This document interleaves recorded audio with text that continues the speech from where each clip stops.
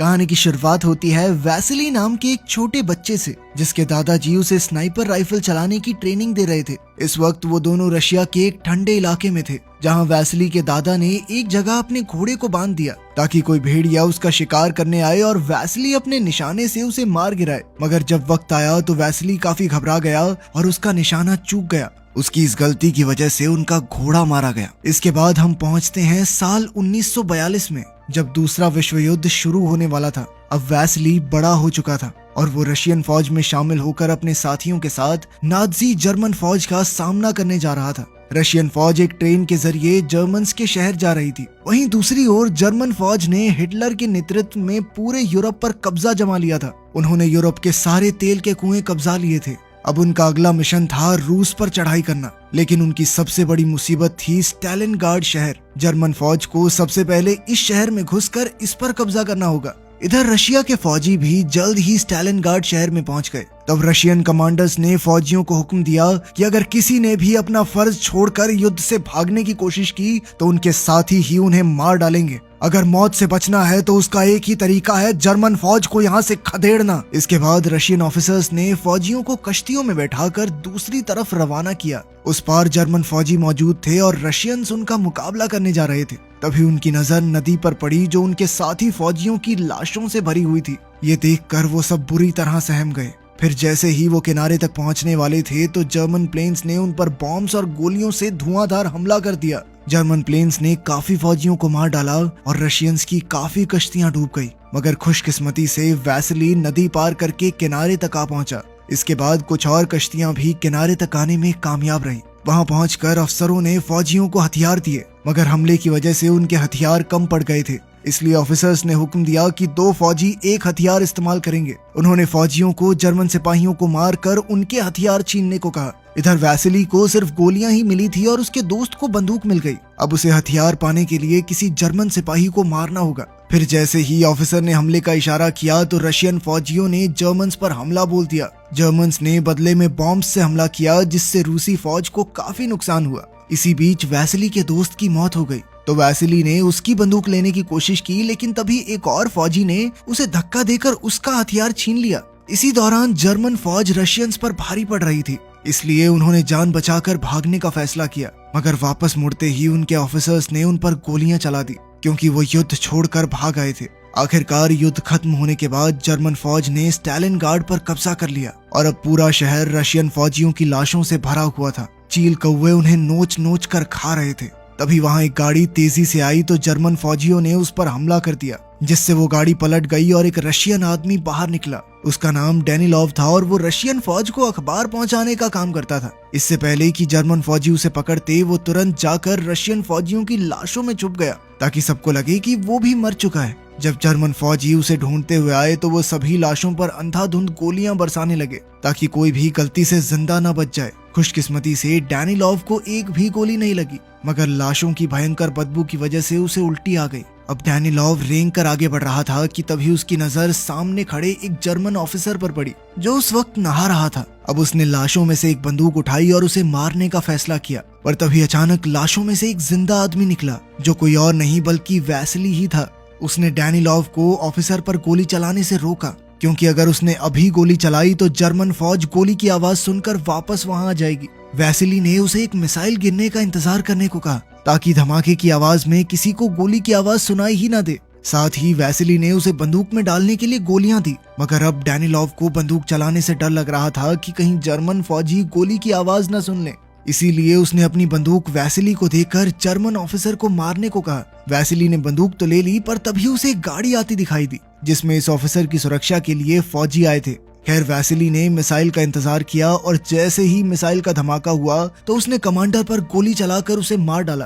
किसी को भी गोली की आवाज सुनाई नहीं दी और इसी तरह अगले धमाके की आड़ में उसने एक और फौजी को मार डाला। लेकिन तभी एक फौजी ने वैसिली को देख लिया तो उसने गिरते हुए उसकी तरफ एक बॉम्ब फेंका, मगर वैसिली ने उससे पहले ही उस पर गोली चलाकर उसे मार डाला। अब वहां आखिरी फौजी बचा था तो वो बाकियों को खबर करने के लिए दौड़ा, मगर वैसिली ने खड़े होकर बिना चूके उसे भी गोली मार दी। डेनिलोव उसकी निशानेबाजी और बहादुरी से काफी प्रभावित हुआ। फिर वो दोनों रशियन फौज के हेडक्वार्टर्स पर पहुंचे जहां डैनिलॉव ने अखबार में वैसिली के बारे में एक आर्टिकल लिखा जिसमें उसने बताया था कि कैसे वैसिली ने 4 जर्मन फौजी और 1 जर्मन कमांडर को मौत के घाट उतार दिया। ये देखकर वैसिली भी अंदर ही अंदर काफी खुश हुआ। तभी वहाँ रशियन लीडर स्टालिन का खास आदमी क्रुश्चेव आया। वो रशियन कमांडर से काफी नाराज था क्योंकि उसने रशियन सिपाहियों को जर्मन्स के हाथों मरने के लिए मौत के मुंह में धकेल दिया था।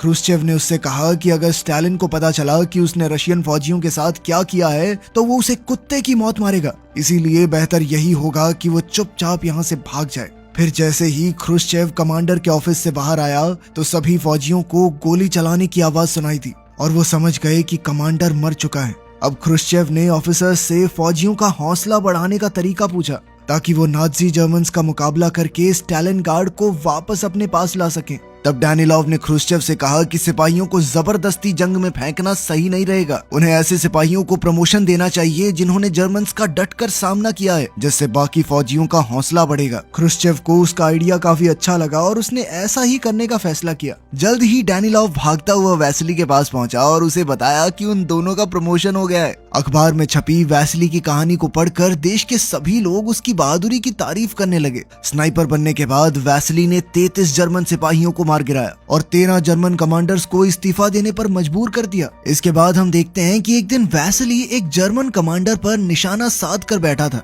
पर जैसे ही वो गोली चलाने लगा तो एक बच्चा उसके सामने आ गया, जिससे वैसिली का ध्यान भटक गया और वो कमांडर को मारने से चूक गया। इस बच्चे का नाम साशा था। वो एक रशियन बच्चा था जो वैसिली की बहादुरी की कहानियां सुनकर उसे अपना हीरो समझता था। साशा उसे अपने साथ अपने घर ले आया तो उसकी माँ ने वैसिली की बहुत आवभगत की। कुछ देर बाद ही डैनिलॉव और तान्या नाम की एक खूबसूरत लड़की भी वहाँ आई। वो छुपकर आम लोगों को जर्मन फौजियों से बचाने का काम करती थी। वो साशा की पड़ोसन थी और जर्मन भाषा बहुत अच्छे से जानती थी। जब डैनिलॉव ने उसे पहली बार देखा तो तान्या पर उसका दिल आ गया, मगर तान्या वैसिली की बहादुरी के कारण उसे पसंद करती थी। खैर, इसके बाद हम जर्मन कमांडर को देखते हैं जिसने दुनिया के सबसे बेहतरीन स्नाइपर को इनविटेशन भेजा था। उसका नाम था क्विन। जब क्विन वहां पहुंचा तो जर्मन मिलिट्री हेडक्वार्टर्स के कमांडर ने उससे मुलाकात की और उसे बताया कि एक रशियन स्नाइपर ने उनके कई सैनिकों को मार डाला। अब उसने क्विन से कहा कि जल्द से जल्द इस रशियन स्नाइपर को खत्म कर दो। क्विन तुरंत ही अपने काम पर लग गया, जिसके बाद ये खबर फैल गई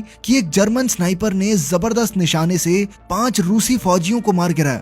वहीं दूसरी ओर वैसिली सो रहा था तो उसके दोस्त ने उसे जगाकर बताया कि स्टोरेज की जगह पर कोई परेशानी है। उसने वैसिली से कहा कि उन्हें बाहर जाकर इस मुसीबत का हल करना होगा। जब वैसिली 2 लोगों के साथ बाहर गया तो उसे खिड़की के पीछे एक आदमी सोता दिखाई दिया। उसने उस पर निशाना लगाकर गोली चला दी और अपने एक साथी के साथ उसे देखने गया। उसका दूसरा साथी अभी भी नीचे ही था, पर जैसे ही वो दोनों वहां पहुंचे तो उन्होंने देखा कि ये कोई आदमी नहीं बल्कि पुतला था। इसी दौरान एक जर्मन स्नाइपर ने नीचे वाली मंजिल पर रह गए उनके दोस्त को मार गिराया। तभी वैसिली की नजर जमीन पर पड़ी एक सिगरेट पर गई और उसे एहसास हुआ कि यहाँ कोई और भी मौजूद है। इसी दौरान जर्मन प्लेन्स ने स्टालिनग्राड शहर पर बॉम्ब्स और मिसाइल्स से हमला करना शुरू कर दिया। ये देखकर वैसिली का साथी डरकर भागने लगा, पर जर्मन स्नाइपर ने चालाकी से उसे भी मार दिया। इधर वैसिली बमबारी के दौरान भी उसी बिल्डिंग में छुपा रहा। इसके बाद हम क्विन को देखते हैं जो अखबार पढ़ रहा था और साशा उसके जूते साफ कर रहा था। उसने साशा को अखबार देकर उसे जर्मन भाषा में समझाने को कहा। साशा ने बताया कि इसमें वैसिली की निशानेबाजी और उसकी बहादुरी के बारे में लिखा है। तब उस नादान बच्चे ने बातों बातों में क्विन को बता दिया कि वो वैसिली का बहुत बड़ा फैन है और वो उससे मिल भी चुका है। वहीं दूसरी ओर वैसिली मिलिट्री हेडक्वार्टर्स पहुंचा जहां डैनिलॉव पहले से मौजूद था। वहां उसकी मुलाकात कैलिकॉव नाम के एक और स्नाइपर से हुई जिसने उसी जर्मन स्नाइपर क्विन से निशानेबाजी सीखी थी। जल्द ही वैसिली ने डैनिलॉव से मिलकर उसे बताया कि उसके दोनों साथी मारे गए। उसने बताया कि जिस स्नाइपर ने उन पर हमला किया था वो बार बार अपनी जगह बदल रहा था, इसलिए वैसिली उसे पहचान नहीं सका। तब डैनिलॉव समझ गया कि ये स्नाइपर कोई और नहीं बल्कि क्विन ही था। डैनिलॉव ने वैसिली को बताया कि क्विन उसके बारे में सब कुछ जानता है और उसे ही मारने के मकसद पर यहाँ आया है। फिर अगले दिन वैसिली ने सपने में उसी बचपन वाली घटना को देखा जब भेड़िए ने घोड़े को मार डाला था। तभी अचानक कैलिकॉव ने उसे नींद से जगाकर बताया कि अभी उसने एक अंडरकवर स्नाइपर को देखा। अब वो दोनों देखने गए कि माजरा क्या है तो पता चला कि वहाँ दुश्मनों का हमला हुआ था, इसीलिए वो तुरंत बिल्डिंग से बाहर आ गए। उसी दौरान जर्मन फौजियों ने उन पर तीर चला दिए, पर खुशकिस्मती से वो बचकर भाग निकले। इसके बाद वैसिली ने सिग्नल की तारें काट डाली ताकि जर्मन फौजी हेडक्वार्टर्स में फोन करके और फौजियों को ना बुला सकें। फिर वो एक जगह से दूसरी जगह भाग रहे थे कि तभी उनकी नजर एक जर्मन फौजी पर पड़ी जो सिग्नल की तार ठीक करने की कोशिश कर रहा था। लेकिन ये कोई जर्मन फौजी नहीं, उनका ही एक साथी था जिसे क्विन ने पकड़कर जर्मन फौज के कपड़े पहनाकर इस काम पर लगाया था। और कैलिकॉव ने गलती से अपने ही एक साथी को मार डाला क्योंकि उसे लगा कि वो जर्मन सिपाही है। अब कैलिकॉव और वैसिली फिर से अपनी जगह बदलने वाले थे, पर उससे पहले उन्होंने ये देखा कि क्विन आसपास तो नहीं है। तो उन्होंने एक प्लान बनाकर अपने हेलमेट निकाल लिए ताकि क्विन हेलमेट पर निशाना लगाए और वैसिली को उसकी लोकेशन का पता चल जाए। लेकिन क्विन ने उस पर गोली नहीं चलाई तो उन्हें लगा कि क्विन आसपास है ही नहीं।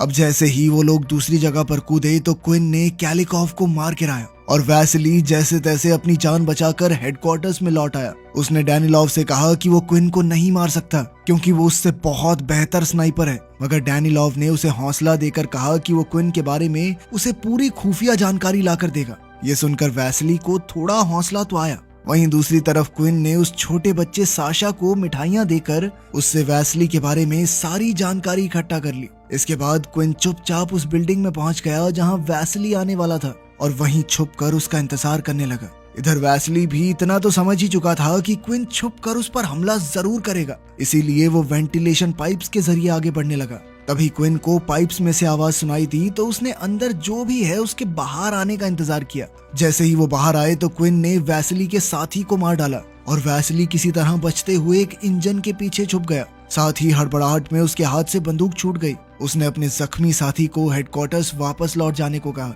फिर उसने एक चाकू को रस्सी से बांधकर अपनी बंदूक वापस खींचने की कोशिश की, पर उसी पल अचानक क्विन ने गोली चलाकर उसकी रस्सी के ही 2 टुकड़े कर दिए। उसी समय जर्मन आर्मी के प्लेन्स ने वहां बम धमाके शुरू कर दिए, जिस वजह से बिल्डिंग में चारों ओर से कांच गिरने लगा। उनमें से एक कांच में वैसिली की झलक दिखाई दे रही थी तो क्विन उस पर ध्यान से नजर रखने लगा।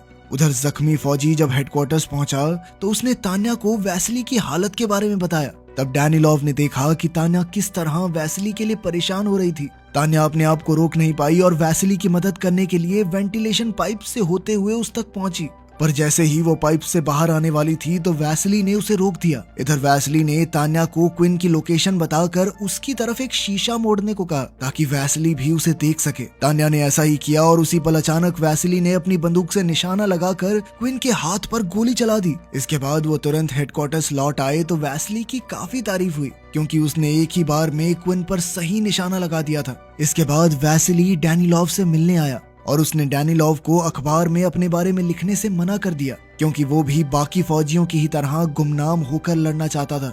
इस पर डैनिलॉव ने कहा कि तुम कोई आम फौजी नहीं बल्कि एक बेहतरीन स्नाइपर हो और जब बाकी फौजी तुम्हारी बहादुरी के किस्से सुनते हैं तो उनमें जोश भरता है उससे। इसके बाद डैनिलॉव ने साशा को बुलाया जो उनके लिए जासूसी कर रहा था। साशा ने वैसिली को बताया कि जब वो क्विन के जूते साफ करता है तो उसे पीली धूल दिखाई देती है। इस तरह की मिट्टी खास तौर पर सिर्फ केमिकल फैक्ट्री में ही मिलती है। साशा रशियन फौज के लिए क्विन की जासूसी करके बेहद खुश था, मगर वैसिली को डैनिलॉव पर गुस्सा आया कि ये तो छोटा बच्चा है, इसे तो नहीं पता, तू इसकी जान खतरे में क्यों डाल रहा है। खैर बाद में साशा वैसिली को उस केमिकल फैक्ट्री में लेकर गया जहाँ क्विन जाया करता था। जल्द ही वैसिली लाशों के ढेर में छुपकर क्विन का इंतजार करने लगा, मगर थोड़ी देर बाद वो वहीं सो गया। इस दौरान क्विन बिल्कुल उसके सामने से गुजर गया, मगर वैसिली क्या करता, वो तो सो रहा था। वहीं दूसरी ओर जर्मन फौज ने शहर पर हमला बोल दिया था। एक जर्मन फौजी मर चुके फौजियों के पर्स चुरा रहा था तो अचानक क्विन की नजर लाशों में पड़े वैसिली पर पड़ी। उसने वैसिली पर गोली चलाने की कोशिश की लेकिन वो सिपाही उसके निशाने के बीच आ गया।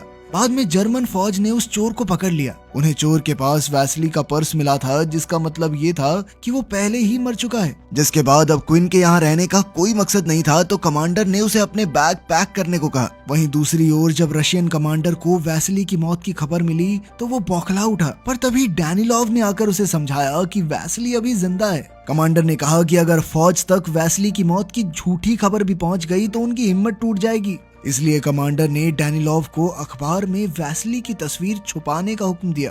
इसके बाद हम देखते हैं कि डैनिलॉव ने तान्या से कहा कि वैसिली हेडक्वार्टर्स में वापस नहीं लौटेगा। तो तान्या ने पूछा कि ऐसा क्यों, मगर डैनिलॉव ने उसे ये नहीं बताया कि वैसिली ने ही अपनी मौत की खबर फैलाई है। और तान्या ने जब थोड़ी देर बाद जर्मन रेडियो पर वैसिली की मौत की खबर सुनी तो वो बहुत ज्यादा परेशान हो गई। वहीं दूसरी ओर क्विन साशा से अपने जूते साफ करवाने गया तो साशा वैसली की मौत की खबर सुनकर रो रहा था, लेकिन क्विन ने उसे समझाया कि रो मत बच्चे, वो जिंदा है अभी। खैर फिर उसने साशा से कहा कि अभी तो तुम घर चले जाओ, कल सुबह ट्रेन के टाइम पे आ जाना। और कुछ देर बाद ही साशा ने ये ट्रेन वाली खबर डैनिलॉव तक पहुंचा दी। फिर अगली सुबह वैसली भी ट्रेन स्टेशन पहुंचा तो उसे तान्या दिखाई दी। वैसली उसे देखकर चौंक गया और पूछा कि तुम्हें कैसे पता मैं यहाँ हूँ, जिस पर तान्या ने बताया कि मुझे तो साशा से पता चला। तान्या ने भावुक होकर कहा कि जर्मन रेडियो पर तुम्हारी मौत की खबर चल रही थी, पर मैं जानती थी कि तुम जिंदा हो। इसके बाद वो दोनों एक दूसरे के करीब आ गए। उधर साशा वैसली से मिलने ट्रेन स्टेशन पहुंचा, पर क्विन पहले ही उसका इंतजार कर रहा था। क्विन ने हिसाब लगा लिया था कि ये बच्चा रशियन जासूस है। कुछ ही पलों में तान्या ने अपनी दूरबीन से इतना खौफनाक मंजर देखा कि उसके रोंगटे खड़े हो गए। उसने देखा कि उस मासूम बच्चे की लाश बुरी तरह से एक पाइप से लटक रही थी। वो समझ गई कि क्विन ने ही उसे मारा होगा। साशा की मौत से तान्या को गहरा सदमा लगा, मगर वैसली ने उससे वादा किया कि वो क्विन को मारकर साशा की मौत का बदला जरूर लेगा। इसी दौरान जर्मन फौजी शहर में आ घुसे तो रशियन फौजियों ने साशा की मां को कश्ती में बैठाकर नदी के उस पार जाने को कहा, मगर उसकी मां कहने लगी कि वो अपने बेटे के आने से पहले कहीं नहीं जाएगी। तब डैनिलॉव ने उसे झूठ कह दिया कि साशा रशिया को धोखा देकर जर्मन फौज में शामिल हो गया है, पर उसने ये नहीं बताया कि साशा की मौत हो चुकी है। इसके बाद जब वो सब भाग रहे थे तो एक मिसाइल सीधा तान्या के पास आ गिरी और वो बुरी तरह जख्मी हो गई। तब साशा की मां तान्या को एक कश्ती में ले गई ताकि वो हॉस्पिटल में उसका इलाज करवा सके, और उस बेचारी ने अपने मर चुके बेटे के लिए एक नोट छोड़ा कि उस पार जा रही हूँ, जैसे ही मौका मिले तो तुम भी नदी पार करके उधर आ जाना। वहीं दूसरी ओर डैनिलॉव वैसली के पास पहुंचा, जो ट्रेन स्टेशन पर क्विन का इंतजार कर रहा था। डैनिलॉव ने उसे खबर दी कि तान्या की मौत हो चुकी है, जिस पर वैसली फूट फूट कर रोने लगा। इसके बाद डैनिलॉव ने क्विन को ढूंढने के चक्कर में अपनी जान की बाजी लगा दी ताकि बाद में वैसली उसे मार सके। क्विन को तो लगा कि उसने वैसली को मार दिया है, इसीलिए वो नीचे चेक करने लगा, लेकिन तभी उसने देखा कि वैसली सामने से उस पर बंदूक ताने खड़ा था। अब क्विन अपनी मौत के लिए तैयार हो गया और उसने मरने से पहले वैसली की बहादुरी के लिए उसे सैल्यूट किया। आखिरकार वैसली ने उसे मार डाला और फिर क्विन की बंदूक उठाकर डैनिलॉव की कुर्बानी के सम्मान में उसकी लाश पर रख दी। इस घटना के 2 महीने बाद रशियन फौज ने जर्मन्स को हरा दिया। बाद में वैसली हॉस्पिटल पहुंचा तो उसने देखा कि तान्या जिंदा थी। वो उसे देखकर बेहद खुश हुआ। बाद में रशियन फौज ने वैसली के सम्मान में उसकी बंदूक को स्टालिनग्राड म्यूजियम में रखवाया और उधर वैसली और तान्या ने एक दूसरे से शादी करके एक अच्छी जिंदगी बिताई। वीडियो पसंद आई तो लाइक कर देना, चैनल को सब्सक्राइब कर लेना। मिलते हैं अगली वीडियो में।